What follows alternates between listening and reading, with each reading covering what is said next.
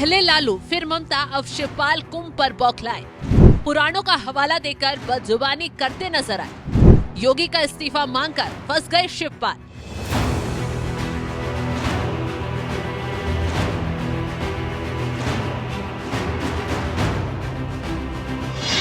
पहले लालू फिर ममता और अब अखिलेश के चाचा। महाकुंभ पर विवादित टिप्पणी के लिए विपक्षी दलों के नेताओं की मानो होड़ सी लग गई है।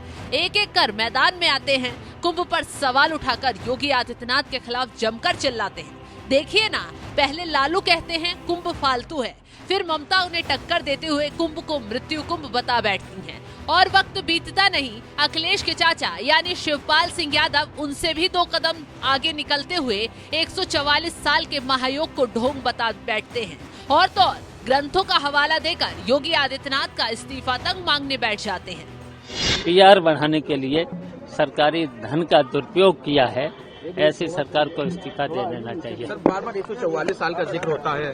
देखिए, अगर 144 साल का जो जिक्र हुआ है ग्रंथों में कहीं नहीं है। अगर कहीं है तो ये बताएं। तो केवल पीआर बढ़ाने के लिए उन्होंने इस तरीके का सरकारी धन का दुरुपयोग किया है, तो इनको इस्तीफा दे देना चाहिए। जो कुंभ इस वक्त करोड़ों अरबों श्रद्धालुओं की आस्था का केंद्र बना हुआ है, जिस कुंभ में देश ही नहीं विदेशों तक से भी श्रद्धालु पहुंच रहे हैं, ऐतिहासिक रिकॉर्ड बन रहे हैं, योगी आदित्यनाथ की व्यवस्थाओं की तारीफ हो रही है। शायद यही तारीफ और कुंभ पर बन रहा ऐतिहासिक रिकॉर्ड विपक्ष को हजम नहीं हो पा रहा। यही वजह है जब से कुंभ का आयोजन हुआ है तब से शिवपाल यादव ही नहीं, पूरे अखिलेश यादव के कुनबे को बेचैनी हो रही है। राम गोपाल यादव भी पुराणों का हवाला देकर बदजुबानी करते हुए कुंभ पर नजर आए। अखिलेश भी रोज रोज कुंभ पर बौखलाते हैं। नई नई तस्वीरें वायरल कर भगदड़ के मामले को उठाकर व्यवस्थाओं पर सवाल उठाते हैं। खैर, हिंदुओं की आस्था को ठेस पहुंचाने वाला समाजवादी परिवार अब खुद ही सवालों में फंस गया है। कहा यही जा रहा है कि जो परिवार हमेशा से मुसलमानों के नाम पर राजनीति दुकान चलाने के काम पर जुटा रहता है, उसे कैसे वेद पुराणों का इतना ज्ञान हो सकता है। सवाल यही उठ रहा है कि जिस अखिलेश यादव और उनके खानदान को कुंभ से इतनी तकलीफ हो रही है, तो क्यों उन्होंने कुंभ में जाकर डुबकी लगाई।